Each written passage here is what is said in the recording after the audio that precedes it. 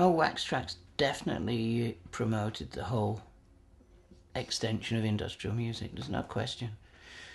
Without Wax Trax, it's doubtful that the industrial music genre would have become so established worldwide.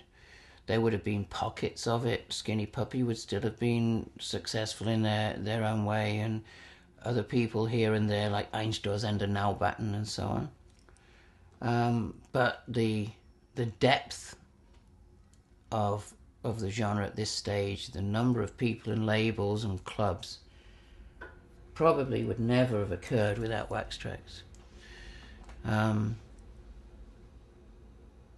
It's just so strange to think that now in 2008, all over the world, in Russia and Africa and Japan and Thailand and all over Europe and Scandinavia and the United States and Canada and South America, everywhere, there are clubs devoted to industrial music and labels and DJs and merchandise and musicians.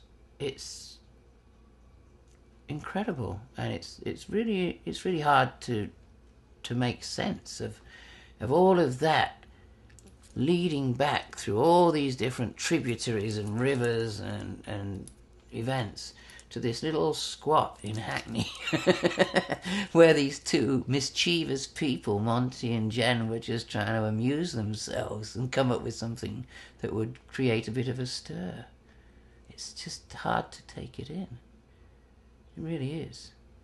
But it's one of those wonderfully organic things that because of what we did say at the beginning of how open it was, that Vale felt that he could do books about this and put his twist on it, and that Wax Trax could take it and put their twist on it. And I think that was because we didn't insist on ownership, that we left it this open system, a free system where everybody could come in and give it their own meaning and take it somewhere else. That was the thing that made it work.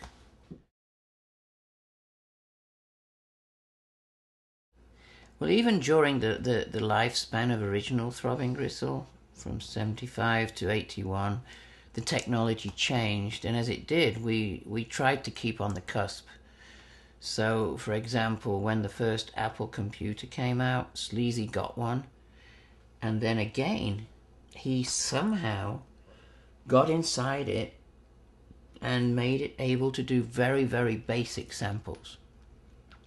So that towards the end of TG, we would have television aerials on our PA system that would pick up whatever local TV channels there were that could be fed through the music live, so people would be listening and think that it was a sample of a newscast, but then when they went home they'd find out that had really just happened. And that we would also have radio stations piped in, and then Sleazy was sampling things through his computer, and he also, when he didn't want to play, would play computer games on it.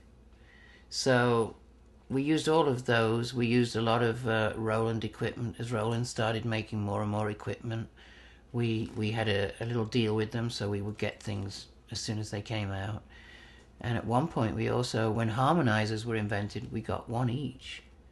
So we had 5 harmonizers. There's no question that industrial music and technology have some kind of marriage. Sorry, yeah. Loud noise and a good line. It was a very good, it was actually a real killer line. So, yeah. Well, there's no question that industrial music and technology have a really clear marriage.